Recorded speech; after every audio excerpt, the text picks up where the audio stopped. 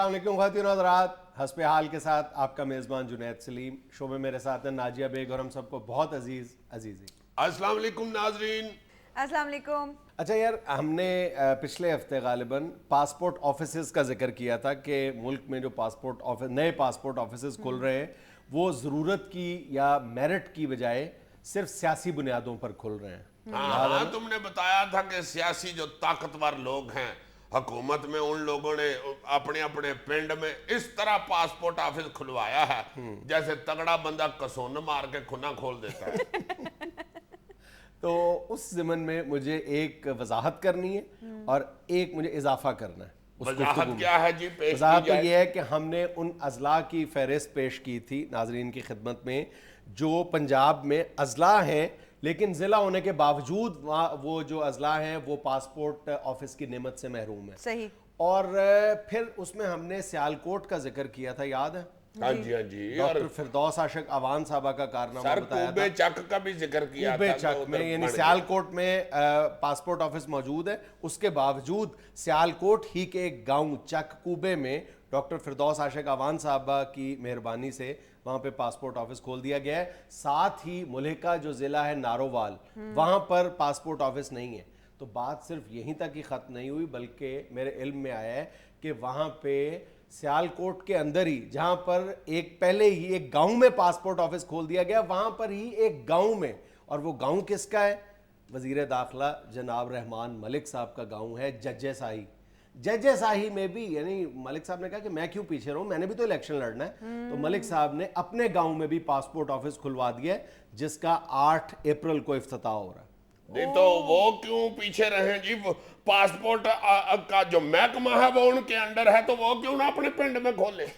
वो क्या कहते हैं अंग्रेजी में कि मला दी हुकी सुकी। ये अंग्रेजी में कहते हैं। मला इंग्लिश में होगा, आगे तो चलो पंजाबी है। अच्छा, ये तो तुमने अजाफा किया है।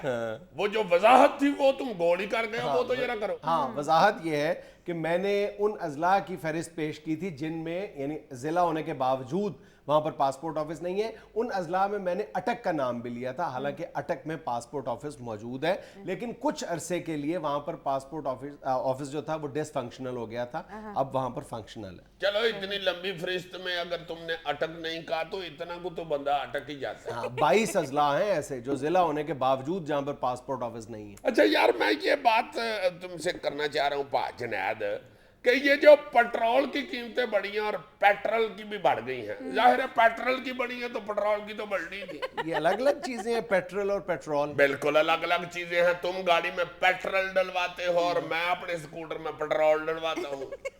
और दूसरी बात यह है कि जब इनकी कीमतें बढ़ती हैं तो पेट्रोल डलवाने वालों को महसूस नहीं होता, रोते तो बेचारे पेट्रोल डलवाने वाले। ये जो पेट्रोल और पेट्रोल की कीमतें जो हैं, इनकी सेंचुरी पूरी हो गई है। ये तेंदुलकर के साथ इस पेट्रोल की कीमत ने रेस लगाई हुई है यार। क्यों? खुदा के वास्ते यार, तेंदुलकर को ही समझाओ भाई तेंदुलकर, और खुदा के वास्ते रिटायर हो जाओ, तुम्हारी मेहरबानी है। और तुमने सेंचुरियों की सेंचुरी पूरी की है तो इधर से पेट्रोल ने सेंचुरी पूरी कर ली है। खुदा के वास्ते रिटायर हो जाओ, ये ना हो कि तुम कहीं सेंचुरियों की डबल सेंचुरी बना लो और हमारा पेट्रोल भी 200 रुपये का लीटर हो जाए। तुम्हारी मेहरबानी है यार, तेंदुलकर रिटायर हो जाओ। तुम बहुत अच्छे खिलाड़ी हो मगर 200 रुपये पेट्रोल वाला नहीं खाता है। तुम्हारी मेहरबानी, रोज अब तुम्हारे तरले करते फिरेंगे। रिटायर हो जाए यार, तुम्हारी मेहरबानी है। तेंदुलकर से क्यों जिद लगा के बैठ गए यार? गरीब बंदा और क्या करे, हुकूमत को तो कुछ हम कह नहीं सकते, तेंदुलकर को तो कह सकते हैं ना यार। मैं तो ये सोच रहा हूँ कि इसी तरह अगर पेट्रोल की कीमतें बढ़नी है तो स्कूटर बेच के तो साइकिल ही ले लूं फिर। हाँ, तो आज किसी चैनल पे ये न्यूज़ रिपोर्ट आ रही थी कि लोगों ने अब पुरानी साइकिल्स निकाल के जो नकारा हो गई थी उनको झाड़ पूंछ करके पंक्चर वंक्चर लगवा के बिल्कुल इस काबिल बना लिया है कि जो करीबी सफर है वो अब साइकिल पर किया करेंगे। नहीं जी, दूरी सफर भी अब साइकिल भी करना पड़ेगा। नहीं, वैसे बिल्कुल ऑन द सीरियस नोट अब पूरी कौम को ये मिलकर सोचना है कि पेट्रोल जो है पूरी दुनिया में यानी उनके बस से बाहर होता जा रहा है सार्फिन के, और हकीकी मायनों में अब बैठकर सोचना पड़ेगा ठंडे दिल के साथ, ठंडे दिमाग के साथ कि हमें मतबादल ज़राए क्या इख्तियार करने चाहिए। ये जो पेट्रोल है ये अब कोई मतलब ये रुकने वाला खेल नहीं है। अच्छा ये जी। अब बढ़ता ही चला जाएगा, इसमें कोई दो आरा नहीं है। तमाम एक्सपर्ट्स ये कहते हैं कि आने वाले 2-3 सालों के दौरान पेट्रोल की जो कीमतें हैं वो काबू से बाहर हो जाएंगी, और अगर हमारी इंडस्ट्री को मिल जाए तो बहुत बड़ी बात है। और सबसे बड़ी बात यह है, उसमें बुनियादी तौर पर तो हुकूमत का कसूर है कि हमारी हुकूमत ने तो तय किया है ना कि उसने मुल्क चलाना ही पेट्रोल से है। नहीं तो पेट्रोल पे क्यों चलाना है, मुल्क सीएनजी पे नहीं कराया आपने?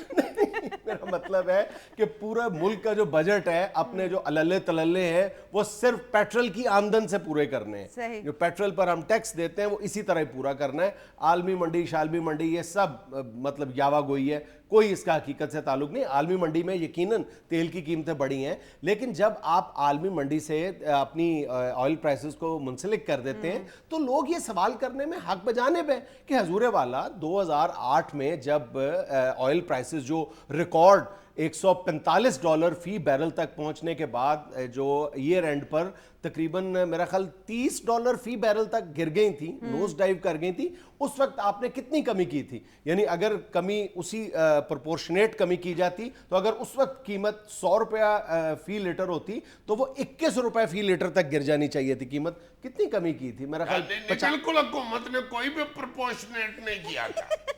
यार मुझे तो हकीम पद परहेज साहब, अल्लाह उन्हें जिंदगी से तंदुरुस्ती दे और सेहतमंद करे, हकीम साहब फरमाते हैं कि इंसान जब तक जिंदा है पेट्रोल की कीमत और नाखून बढ़ते रहते हैं। और हकीम साहब ये भी फरमाते हैं कि अय्यी बेटे, ये जब मोटरसाइकिल का पेट्रोल खत्म होता है तो उसको हम उल्टा के चलाते हैं। ये उल्टाने के बाद जितनी देर तक मोटरसाइकिल चलती रहती है ना, उतनी देर तक कब्र में नाखून भी बढ़ते रहते हैं।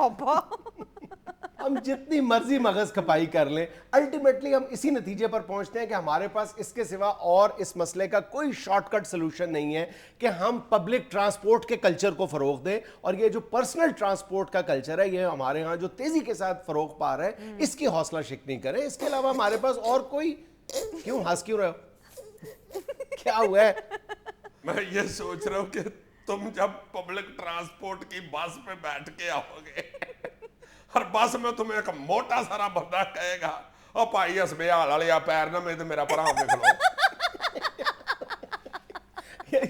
ये भी एक बहुत बड़ा सवाल है जो मैं मुसलसल तंग करता है कि शायद ये मुमकिन नहीं होगा कि पूरा मुल्क जो है, तमाम लोग बिला किसी तफरीक के वो पब्लिक ट्रांसपोर्ट में सफर कर सकेंगे। इसका हल यही है कि पब्लिक ट्रांसपोर्ट इतनी उसको रिजनेबल बनाएं, इस तरह का बनाएं, इस काबिल बनाएं कि वो किसी किस्म की तफरीक से बालातर हो। उसमें तमाम लोग जिस तरह पूरी दुनिया में सफर करते हैं, किसी किस्म की, हर किस्म की तफरीक से बालातर हो कि इसी तरह पाकिस्तान में भी इतनी रिजनेबल हो, साफ सुथरी हो, सहल हो, और उसमें सफर करें हम। और साइकिलिंग शुरू करनी चाहिए यार, वो सेहत के लिए भी बड़ी अच्छी है।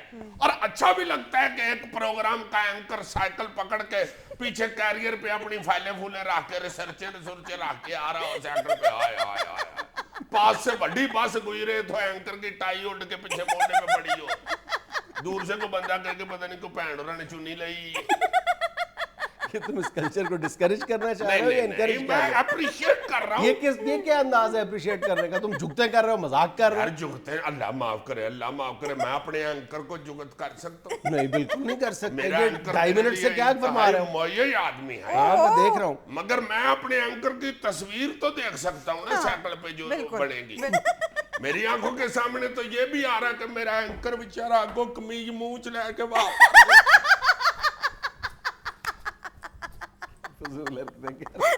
इसी तरह होता है। वो कमीज जो है वरना वो पंप में आ जाती है, तो मुंह में रख के कमीज दांतों में दबा के तो फिर पंप से वहां पर नहीं पड़ती है साइकिल में। लेकिन उन्होंने तो शलवार कमीज ही पहनी हुई। चलो अल्लाह फिर पंप में टाई दे देगा, हमें क्या। हाय हाय हाय हाय, चैन उतर जाए साइकिल का और स्टैंड पे लगा के एंकर बेचारा पैरों पार बैठ के चैन पे रिसर्च कर रहा हो, पास से बस गुजरे उसमें से अय्यी मुंह निकाल के कहे, ओए आज सड़क पे ही प्रोग्राम ला लिया।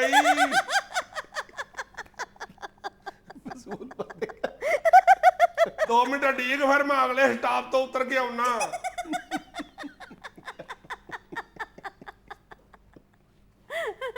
मुझे लेनी है एक छोटी सी कमर्शियल ब्रेक, हमारे साथ रहिएगा। अच्छा ये ब्रेक तो तुमने लगा ली है ना, साइकिल की अगली ब्रेक कभी ना लगाना, मुंह पार गिरोगे।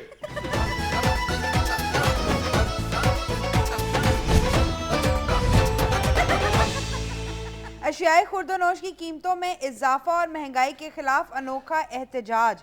मुजाहिरीन घास खाकर हुकूमत की तवज्जो हासिल करने की कोशिश करते रहे।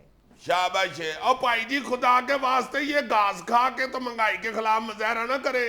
कहीं गवर्नमेंट ये सोच ले कि यार ये घास खाना शुरू हो गया, शुक्र है अब सब्जी गोश्त सस्ता करने की कोई जरूरत नहीं, बल्कि 5-6 महीने बाद हुकूमत घास पे भी टैक्स लगा दे। क्यों अपने मुजाहरे के चक्कर में साथ खोते घोड़े भी खजल करने लगे, बल्कि खोती रेडी के मालिक को उसका खोता कह दे यार आज नहीं मैंने खोती के आगे लगना भाई जी, आज मैंने अपने वकील की तरफ जाना, यार टैक्स बड़ा आ गया यार। घोड़ा बेचारा टांगे के आगे दौड़ता हुआ कर रहा हो, मारता महंगाई ने। बकरे घास आके रखे बेचारे गाने गा रहे हो, मैं नहीं खाना ऐडा महंगा खा। हाँ, और अगर ये घास खाने की लोगों को आदत पड़ गई ना तो बासर लोगों ने ये घाह भी स्टॉक कर लेना और गरीब अवाम की घाह मंडी में लेने लगी होनी। फिर आखिर किसी वजीर का बयान आ जाना है कि मुल्क में मौजूद घास की किल्लत पर बहुत जल्द काबू पा लिया जाएगा। वजीर खारिया हिना रबानी खर साहबा टाके घाह लेने गई हुई है।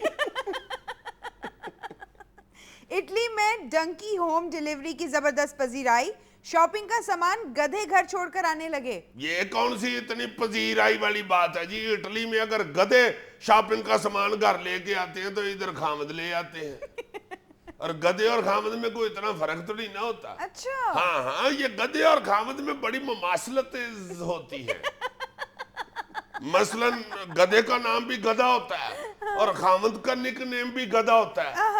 गधे को मालिक के आगे बोलने की इजाजत नहीं होती और खामद को मालकन के आगे बोलने की इजाजत नहीं होती। गधे के सर पे भी सींग नहीं होते और खामद के सर पे भी सींग नहीं होते। गधा भी 2-2, 3-3 हफ्ते के बाद बोलता है और खामद को भी महीने में एक आधी दफा ही बोलने की इजाजत होती है। गधा भी बेचारा आक के बोलता है मीदा,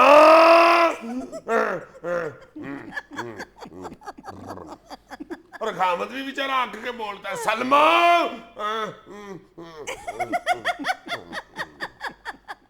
गधे को भी जो मालिक डाल दे वो खा लेता है और खामद को भी जो मालकन डाल दे वो खा लेता है। कितना बेजरर जानवर होता है ये बेचारा। गधा नहीं खामद किस कदर बेजार हुआ है बेचारा। मैं अपनी कल्ले की नहीं सारे खामदों की बात कर रहा हूँ। तुम भी अपने घर में खामद ही लगे हुए, को एडिशनल कमिश्नर नहीं लगे हुए। वजारत भी गई, वकालत भी गई। वजीर आजम के हक में गवाही देने से इनकार पर बाबर अवान को कौमी सलामती की पार्लिमानी कमेटी से निकाल दिया गया, नायब सदारत से भी फारिग। हाय हाय हाय हाय, अल्लाह माफ करे, अल्लाह माफ करे। इस तरह भी अल्लाह किसी को फारिग ना करे। उफ मेरे अम्माल का। देखो जरा बाबर अवान साहब जो कभी प्रेसिडेंसी में अवान सदर में जरदारी साहब को मशवरे दिया करते थे, हाँ बेचारे महल्ले के पानों सिगटों वालों को कह रहे होते हैं कि नाल बोतल रख लिया के गर्मियां आने वाली नहीं। हाय हाय हाय, कभी अवाम के हजूम में ऐसे कर रहे होते थे, अब अकेले बैठ के ऐसे कर रहे होते। कभी देखो उन्होंने आकर तख्ते लाहौर में शरीफ बरादरान के साथ मुतक्का लगाया होता था, अब सरकारी नलके से गिरने वाले कतरे से मुतक्का लगाया होता है।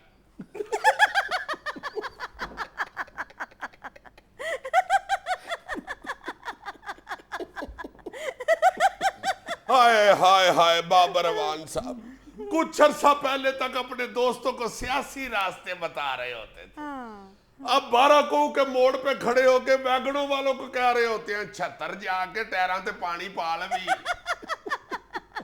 और टायर पाड़ जाता होता है। वैगन की खिड़की के अंदर मुंह दे के सवारियों को कह रहे होते हैं बर्फबारी तो मुक गई है, हुण मरी जाने का की फायदा। कहाँ अपने घर से बैठ के किसी को फोन करते थे तो वो दौड़ा आता था, अब कहाँ किसी के घर जाके बेल देते हैं तो अंदर से बंदा निकलने से पहले ही कह देते हैं मैनू पता नहीं होना कार है, चलो खुदा हाफिज़। हाय हाय हाय, कोई छोटी शख्सियत नहीं हुए बाबर अवान साहब। सही। कहाँ ईवानों में बैठ के मुल्क की तकदीर के फैसले किया करते थे। अब मैंने सुना अपने थड़े पे बैठ के मोहल्ले के लड़कों को कह रहे होते हैं, आउट हो गए पुत्र, उन्हें रौला ना पाए। अमरीकी जरीदे न्यूज वीक की रिपोर्ट के मुताबिक फरियाल तालपुर, शेरी रहमान, हिना रबानी खर और नरगिस सेठी पाकिस्तानी हुकूमत की ताकतवर तरीन खवातीन हैं। तो डॉक्टर फरदौस आशिक अमान साहब ने मोहल्ले में क्लिनिक डाल दिया जी। या सोशल सिक्योरिटी अस्पताल में मेडिकल अफसर लग गई। और भाई डॉक्टर साहब इस फहरिस्त में कभी भी शामिल नहीं रही भाई। तो फिर उनका कसून सिर्फ अपोजिशन के लिए ही है। उनको भी इस फरिश्त में शामिल होना चाहिए। वो थोड़ी ताकतवर है। मैंने तो सुना इतनी ताकतवर है कि गाड़ी पंचर हो जाए तो ड्राइवर को चेक भी नहीं निकालने देती। उसको कह दीजिए मैं काका जलास से जाना चाह फटाफट बदलता है। दुनिया में लेना एक छोटा सा वक्फा, हमारे साथ रहिएगा।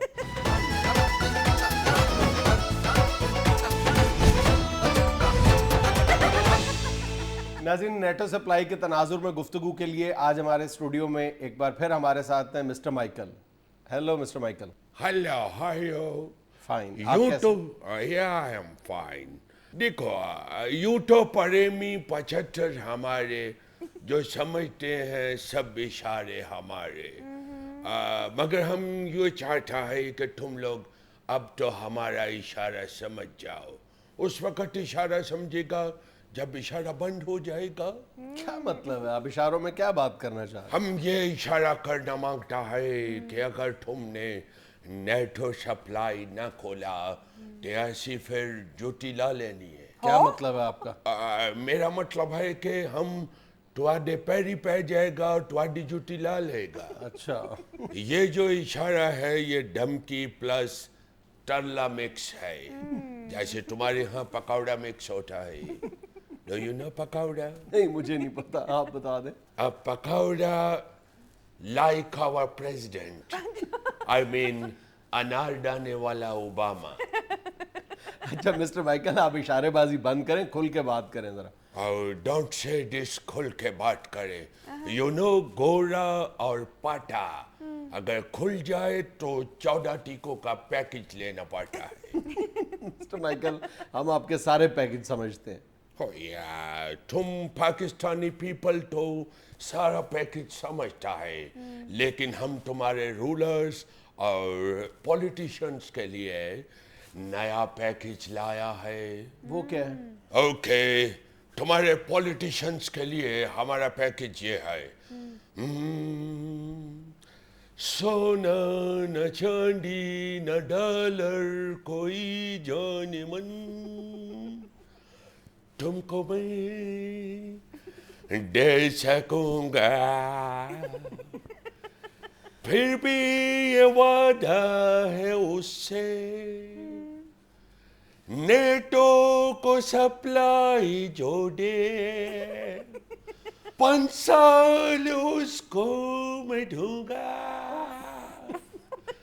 गवर्नमेंट उसी के रखूंगा। अब मिस्टर माइकल, वो दिन गए जब खलील खान फाख्ता उड़ाया करते थे। क्यों, खलील खान अब कहीं नौकरी लग गया है या फाख्ता उड़ने की बजाय पैदल चलना शुरू हो गई है? अगर ऐसा है तो फाख्ता हमको दे दो, हम उसको उड़ाएगा, क्योंकि वी नो ये फाख्ता जो होता है ये अमन का, पीस का निशानी होता है। हम इसको ड्रोन मार मार के उड़ाएगा। ये देखा कैसा ड्रोन चलता है? तुमको एक और आइटम दिखाता है, स्क्रीन पे देखो, ऐसे लगता है जैसे कच्छु कुमा लड़ रहा है। ये क्या फजूल हरकत कर रहे हैं मिस्टर माइकल आप? ओ बेबी, जरा ऊंचा हंसो। ये देखो, कच्छु कुमा ने गर्दन अंदर कर लिया है। ये क्या क्या हरकत कर रहे हैं आप? ये तुम्हारा पॉलिटिशियंस को देख देख के हमारे जहन में आया। हमारे कहने पे वो बैठ के चुंझे लड़ाता रहता है, मगर जब मुल्क की तरक्की के लिए चलना होता है तो कच्छु कुमे की तरह चलता है। और वैसे भी बाय द वे, ये खलील खान कौन है जो फाख्ता उड़ाता है? ये तो हम, आई मीन अमेरिकन डिफाइन करता है। कि फाख्ता कौन है और उकाब कौन है। अच्छा। और ये भी हम ही जानता है कि कहाँ से फाख्ता उड़ाना है और कहाँ से उकाब उड़ाना है। वैसे मिस्टर माइकल, उनके कहने का मतलब ये है कि अब आप नेटो सप्लाई को भूल जाएं। ओह नो, क्यों भूल जाए? नेटो सप्लाई का कहीं मंगनी हो गया है। ये क्या बात हुई? और तुम लोगों की फिल्मों में होता है ना कि सहेली आके बताता है, अमजद सलमा को भूल जाओ, उसका कहीं और मंगनी हो गया है, उसके लेटर और तस्वीरें वापस कर दो। आगे से अमजद कहता है, ओ नो नो, उसने तो सारी जिंदगी मेरे पीछे खजलोंडा वादा की थी। मिस्टर माइकल, फिल्मों को छोड़े, नेटो सप्लाई की तरफ आए जरा। Oh, listen to me, mister. ये जो हम तुम्हारे साथ नेटो सप्लाई के चक्कर में लाडियां कर रहा है, ये हम मामले को ठंडा कर रहा है। अच्छा। जैसे तुम लोग नहर में दुआना डाल के ठंडा करता है। मिस्टर माइकल, आपको दुआने का भी पता है? और सिर्फ मुझे ही नहीं, दुआने को पूछना, उसको भी मेरा पता है। जब अब रेडी के करीब से गुजरता है तो वो हमको कहता है, हेलो पा माइकल, क्या हाल है? क्योंकि दुआने और गोरे में सिर्फ इतना ही फर्क होता है, दुआना अंदर से लाल होता है और गोरा बाहर से लाल होता है। और अंदर से काला होता है। अंदर से काला क्यों होता है? अंदरों आग लग गई है गोरे नू। और हम सिर्फ दुआने के अंदर कोई नहीं जानता, तुम्हारे घरों के अंदर को भी जानता है, क्योंकि हम तुमको डॉलर देता है, डॉलर भीख देता है, भीख।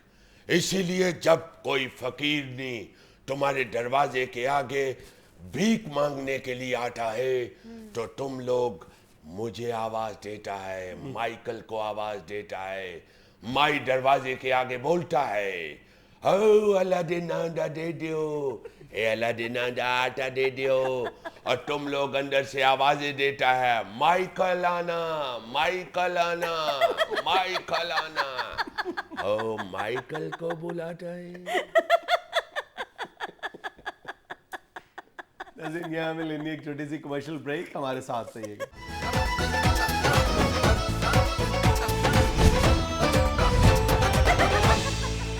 यार ये तुम अपना moment of thought, I mean लम्हा फिक्रिया बाद में कर लेना। यार मैं एक लम्हा फिक्रिया की तरफ तवज्जो दिलाना चाहता हूँ, तुम्हारी भी और अपने नाजरीन की भी। यार ये दो बच्चे हैं, ये दो बच्चे एक गरीब फैमिली में पैदा हुए हैं, बेचारे मस्कीन लोग हैं ये, इनके पास खाने पीने के लिए भी रोटी नहीं है। इनमें एक बेटा है इनका और एक बेटी है। जो अपना बेटा है ना जी, उसको 8 साल की उम्र में टाइफाइड हुआ था, उसके पांव टेढ़े हो गए हुए। और जो लड़की है बेचारी, उसको कोई इंजेक्शन गलत लग गया था, उसकी वजह से वो पोलियो का शिकार हो गई। ये इनका एक बेटा और बेटी है, ये मस्कीन लोग हैं बेचारे, और इनके बच्चों के पांव टेढ़े हो गए हुए।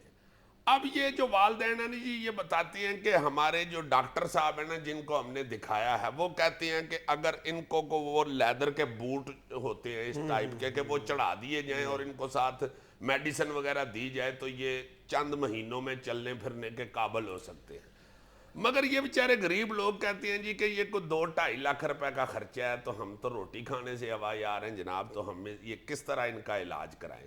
वो कहते थे कि यार खुदा वास्ते ये हमारे जो आपके नाजरीन हैं उनके आगे अपील करें कि अगर को हमारी मदद कर दे तो इन दो इंसानों की जो अभी बच्चे हैं इनकी ज़िंदगी बच जाएगी। हाँ हाँ, इंशाल्लाह ताला कई हमारे नाजरीन भी इस हवाले से इनकी मदद करेंगे, इस ख़ानदान की।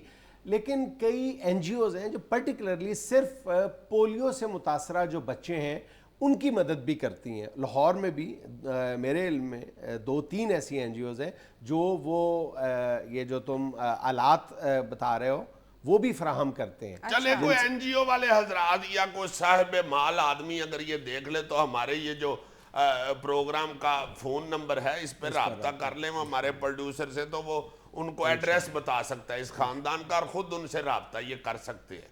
यार वैसे मैं पाजनैद ये सोच रहा था कि ये कहीं तो कबाहत नज़र आती है, सुस्ती नज़र आती है, कहीं पे चलो फाइनेंशियली प्रॉब्लम नज़र आती है कि ये बच्चों के साथ सारी जिंदगी के लिए बड़ी बड़ी अजीब ये एक हादसा या कोताही हो जाती है और बच्चे की जिंदगी खराब हो जाती है। पोलियो के कतरे पिलाने के ज़मन में हाँ हाँ वाकई बहुत बड़ी। और हम ये हमारी छोटी सी गफलत, मामूली सी गफलत जो है वो हमें अंदाज़ा ही नहीं होता कि हम क्या फसल बो रहे हैं। यानी हम अपने मुस्तकबिल की जो नस्ल है, हमारी अगली नस्ल है, उसको हम अपने हाथों से माजूरी का तोहफा दे रहे हैं। हाँ, फिजिकली उनकी नशोनुमा के तरफ तवज्जो अब हमारी रही नहीं। ये यार अभी कल की बात है, अल्लाह माफी दे, रोंगटे खड़े हो जाते हैं मेरे बात याद करके ही। मुझे एक दोस्त ने बताया यार उसका 24 साल का बेटा, उसने फोन करके बताया कि यार वो अमजद फौत हो गया बेटा मेरा।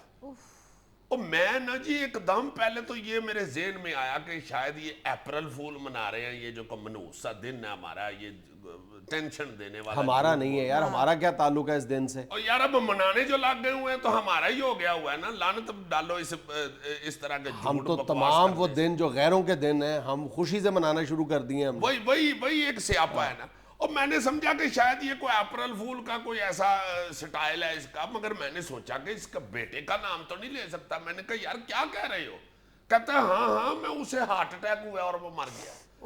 यार जवान लड़के हार्ट अटैक ये भी, इसमें भी हमारी 100% अपनी गलती है। यानी ये कोई मेडिकल साइंस की नाकामी नहीं है कि ये जो जवानी के आलम में हार्ट फेलियर्स हो रहे हैं बहुत, यानी अब तेज़ी से इस तादाद में इजाफा हो रहा है। इसकी जिम्मेदारी किस पर आयद करेंगे? इसका कोई ताल्लुक यानी डॉक्टर्स या मेडिकल साइंस पर नहीं है इसकी जिम्मेदारी। इसकी 100% जिम्मेदारी हमारे लाइफस्टाइल पर है।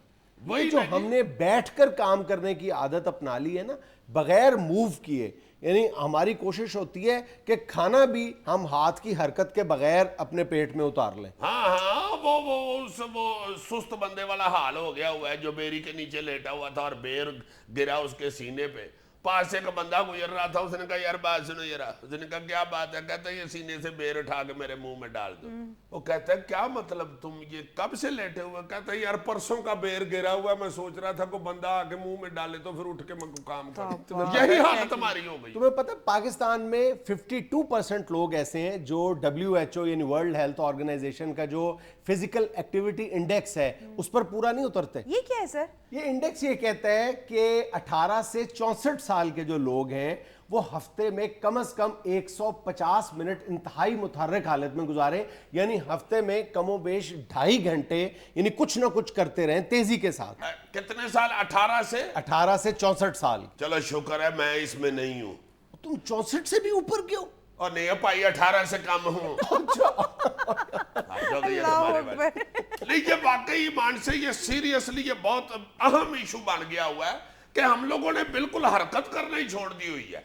ये अब देखो ना, अगर 2.5 घंटे हफ्ते में तुम सोचो मुतहर्रिक हालत में गुजारने हैं तो तुम अपनी जिंदगी की कैलकुलेशन शुरू कर दो तो तुम मेरा ख्याल है घंटा भी हरकत में नहीं आते होगे। भाई घर से निकलना है, गाड़ी में बैठ जाना है, गाड़ी में बैठ के इधर आके उतर जाना है, इधर आके इधर बैठ जाना है, इधर बैठ के काम करते रहना है। और बेशुमार लोग इसी तरह है, वो दफ्तरों में, कारखानों में, दुकानों पे जाते हैं, गाड़ी पे बैठ के जाते हैं, जाके अपने कारखाने के आगे गाड़ी लगाते हैं, अंदर बैठ के काम शुरू कर देते हैं। और मैं तुम्हें एक रिसर्च कोट कर रहा हूँ। सिडनी यूनिवर्सिटी ने, national heart foundation of Australia ने मिलकर एक रिसर्च की है 5 साल तक, और उसकी फाइंडिंग्स ये बताती हैं कि वो लोग जो सुबह या शाम को सैर भी करते हैं लेकिन 24 में से 11 घंटे बैठकर काम करने के आदी हैं, वो इस लाइफस्टाइल के 3 साल के अंदर अंदर मौत के मुंह में जा सकते हैं। हाय हाय यार मैं तो एक्सरसाइज करने जा रहा हूं। नहीं अभी नहीं बाद में कर लीजिएगा एक्सरसाइज। नहीं मैं तो 24 घंटों में से 18 घंटे स्कूटर को किके मारता रहता हूँ। मेरी तो सज्जी टांग मोटी हो गई है किके मार मार के। वैसे सर ये जितनी भी मशीनरी आ गई हुई है ना, इसने हम सबका बेड़ा गर्क कर दिया है दिल के लिए मौत मशीनों की हुकूमत। अब ये बात समझ आ रही है। यार मुझे तो अपना स्कूटर प्यारा लगने लग गया।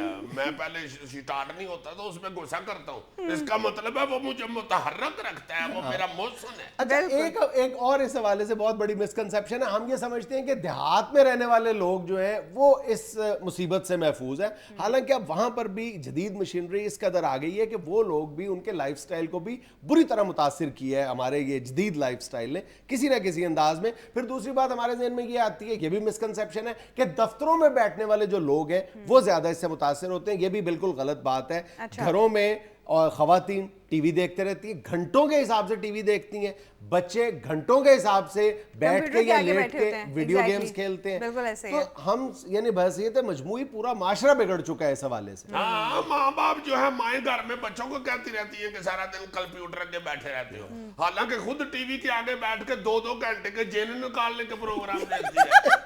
हाँ, मैं तुम्हें सही कह रहा हूँ। नाज़रीन, यहाँ मुझे लेनी है एक छोटी सी कमर्शियल ब्रेक, हमारे साथ रहिएगा।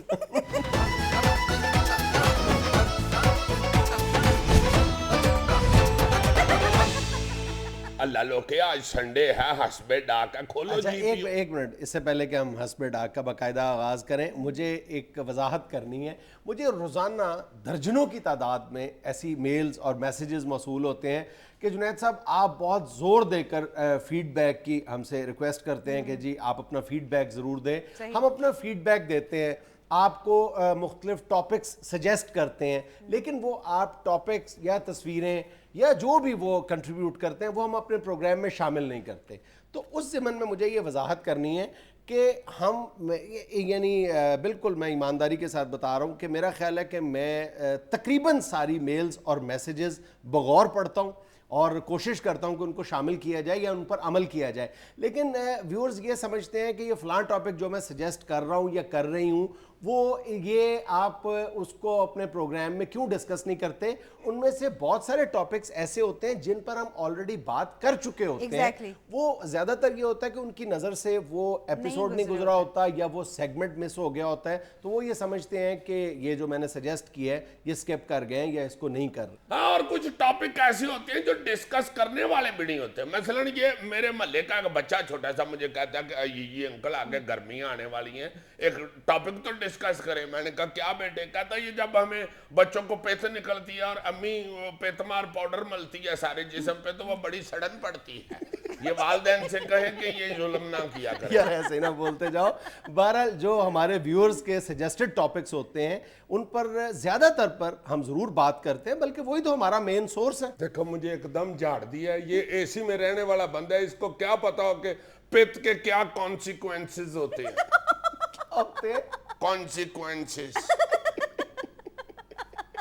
सुनाए अच्छा जी, हाँ, मेल से पहले मैं वो आपको जो तुम लेटर कह रही थी अल्लाह लोके कि बहुत अच्छा एक दिलचस्प लेटर आया, वो तो जरा सुनाओ। वो तो जी बहुत ही प्यारी तस्वीर है, वो पहले देखें और साथ साथ में आपको लेटर पढ़ के सुनाती हूं। ये हमें लिखा है जमाल पाशा ने, लाहौर से लिखते हैं, जनाब जुनैद सलीम साहब और मोहतरम अजीजी साहब, अस्सलाम वालेकुम। वालेकुम अस्सलाम बेटा। आप दोनों हजरात की इकट्ठे और मुस्कुराते हुए तस्वीर देखी तो मुझे अपने पाकिस्तानी सियासतदान याद आ गए जो कि हर वक्त आपस में झगड़ते रहते हैं, मगर जब कुक्कड़ यानी मुर्गा खाने का टाइम आता है तो इकट्ठे हो जाते हैं। ऐसा क्यों? मैं माफी चाहता हूं कि आप दोनों शरीफ आदमियों को पाकिस्तानी सियासतदानों से तशबीह दी। ये बात भी उन्होंने शरीफ आदमी कह के तालीफे कल्ब करने की कोशिश की है। नहीं तो ये तस्वीर कौन सी है? ये किसी अखबार में छपी है, दिखाओ ये जरा। देखें। बहुत ये हमारे सीनियर अखबार नवीस हैं खाबर नईम हाशमी साहब, उनकी साहबजादी की शादी की तकरीब। और ये जिस तरह हम इकट्ठे हुए हैं ये भी व्यूअर्स को अगर बता दूं तो इसकी नाक कट जाए। क्यों, क्या हुआ था? अब कोई कहानी गढ़ो बैठ के। कहानी नहीं करूंगा, मैं सही बताऊंगा हकीकत क्या थी। ये शादी पे गए हैं तो मुझे शादी हाल से पहले ही ना बाहर ही मेरे साथ कहता है ये तुम तो मेरे भाई हो, सारी शादी में इकट्ठे रहना है। अच्छा। मैंने कहा यार आज तो ये बड़ी मोहब्बत फरमा रहा है। अच्छा। शादी में चले गए, सारी शादी का टाइम मेरे साथ साथ ही रहा है, मेरा इसने बाजू ही नहीं छोड़ा। मैं बड़ा हैरान कि यार ये ईरान इराक कैसे इकट्ठे हो गए हुए आज। शादी जब खत्म हुई तो बाहर आए, मैंने कहा आज खरीद तो थी, बड़ी मोहब्बत फरमाई है आपने। तो मुझे कहने लगा कि ये तुम मेरी तरकीबों को नहीं समझोगे। मैंने कहा क्या तरकीब लड़ाई है तुमने? कहता ये खावर नईम हाशमी साहब मुझे पता है बहुत अच्छे आदमी हैं, अगर मैं एक क्लास में जाकर उधर बड़े बड़े अमीर लोगों में खाना खाता तो मेरी सलाद ही सलाद होनी थी। हाशमी साहब चूंकि इंसान दोस्त बंदे हैं, इन्होंने गरीबों के आगे लेग पीस ही रखने थे, इसलिए मैं तुम्हारे साथ साथ रहा हूं लेग पीस हटाने के लिए। फयोल नहीं, सही बताया करो, अगर खा लिया तो कोई बात नहीं, सॉरी कोई बात नहीं भाई। आप अच्छा जी, एसएमएस हमें मौसूल हुए कराची से, दुराब शम्स लिखते हैं, मेरा जुनैद अंकल से एक सवाल है कि आपके पिछले सेट पर जब अजीजी साहब की पुश्त पर किताबें रखी हुई थी तो गुफ्तगू के दौरान आपने अजीजी साहब का मजाक उड़ाते हुए कहा था कि ये अजीजी की पुश्त पर रखी हुई किताबें ये बात साबित करती हैं कि जो लोग किताबों को पसे पुश्त डाल देते हैं उनका हाल अजीजी जैसा होता है। अब इस नए सेट पर ये किताबें आपकी पुश्त पर हैं, अब आप क्या कहेंगे बीच इस मसले? अब सुनाओ, आप पाया ऊंट किताब के नीचे। बीच इस मसले के जुनैद सलीम अब क्या कहेगा, ये जो कहेगा यही कहेगा। लेकिन मेरी पुश्त पर किताबें तो ये जाहिर करती है कि मेरी पुश्त पनाही हमेशा से किताब ही करती रही है। तो मेरी पुश्त पनाही करती है तो मेरी पुश्त पे संगजनी करती है। वाह, संगजनी। इसके पीछे पड़ी हुई किताबें ये जाहिर करती हैं कि नलायक आदमी के किताबें पीछे पड़ जाती हैं। जैसे पागल के पीछे मल्ले के मुंडे नहीं पड़ जाते। मौका मिल गया। एग्जैक्टली। अच्छा जी, अगला एसएमएस हमें सऊदी अरेबिया से अजमत चीमा ने लिखा है, लिखते हैं अस्सलाम वालेकुम। वालेकुम अस्सलाम चीमा साहब, माशाल्लाह सऊदी अरब में बैठे हुए। जी जी, अजीजी साहब से एक क्वेश्चन करना चाहता हूँ कि आपने ये गैलिस क्यों लगाए हुए हैं? लोगों को तो खाली ऐनक लगती है लेकिन आपको साथ गैलिस भी लगे हुए हैं, क्यों? जी मेरी पेंट की नजर कमजोर हो गई है। हद हो गई है भाई जी, आपने माशाल्लाह इतना प्यारा खत लिख के तो बीच में ये क्या क्वेश्चन कर दिया। जिस तरह थैला सब्जी वाला होता है ना, उसके ऊपर गैलस लगे होते हैं उसको उठाने के लिए, इस तरह पेंट उठाने के लिए गैलस लगाते हैं। अगर गैलस ना हो तो फिर वो जो मैंने कहा था ना कि मल्ले के बच्चे पीछे लग जाते हैं पागल के, इस तरह साहब हो जाता है।